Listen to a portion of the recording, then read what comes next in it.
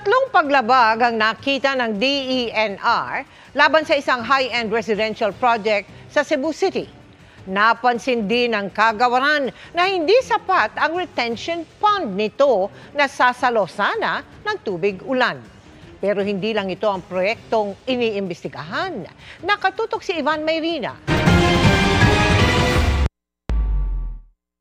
Mula sa mga kabahayan sa Barangay Guadalupe, Cebu City, tanaw sa isang burol ang ginagawang tila hagdan-hagdang high-end residential project. Kapansin-pansin lalo't nasa gitna ng luntiang paligid ang tinawag na The Rise at Monterrazas. Ladies and gentlemen, The Rise at Monterrazas. Sa kanyang YouTube account, sinabi noon ng celebrity at project lead engineer na si Slater Young na sustainable ang proyektong sinimulan noong 2024. This whole structure is now spread out across the mountain, making it a whole lot safer and less yung environmental impact natin. By doing this strip also of greenery, we are able to give back towards the mountain 1 hectare of greenery. May irrigation system din anya ito, nakawangis ang ginagamit ng mga magsasaka na makatutulong sa pagkolekta ng tubig ulan. This entire building will be collecting all the rainwater to a tank down below, and then meron tayong irrigation system. From the irrigation system, and by the way, amenity area will be supplemented by solar power also. So that's another sustainability thing that we did. Pero nang manalasang bagyong Tino noong nakaraang linggo, ito ang nakita sa ngayon isa ng viral video. Oh, grabe baha oh. Monterrazas gikan oh, gumpay lang damo. Ilalkin oh.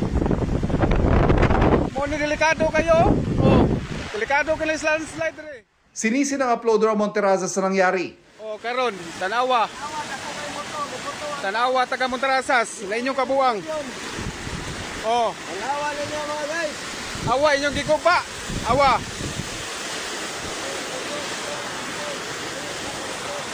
Ang bagyo.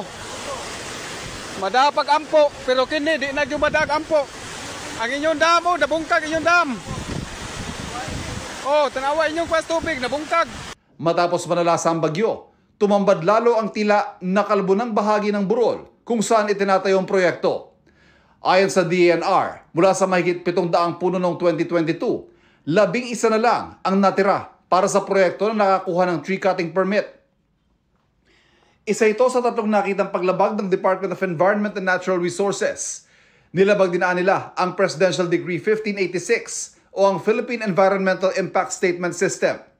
Bigurin umano ang proyekto na makakuha ng discharge permit alinsunod sa Philippine Clean Water Act of 2004. Ayon sa DENR, kulang pa ang planong centralized retention pond at 15 iba pang retention pond o mga estrukturang sasalo sana sa tubig ulan. Kung natuloy, kaya sana niyang sumalo ng tubig na kasindami ng mahigit 7 Olympic-sized swimming pool. Ang analysis is itong 18,500, itong mga na-establish or to be established pa ng mga detention ponds that would somehow catch yung mga water para ma-eliminate or ma-prevent yung mga runoff going down. Yung nakita namin is only 12 detention ponds. Sapat ba yun? So parang hindi siya sapat. So dapat i-upgrade. Bukod dyan sa 33 Environmental Compliance Certificate o ECC, may 10 nilabag ang proyekto. Dahil sa mga ito, ayon sa kagawaran, ay posibleng maharap sa kasong administratibo at kriminal ang nasa likod ng kinukwestyong residential project sa Cebu. Patuloy namin hinihinga ng panig ang nasa likod ng proyekto.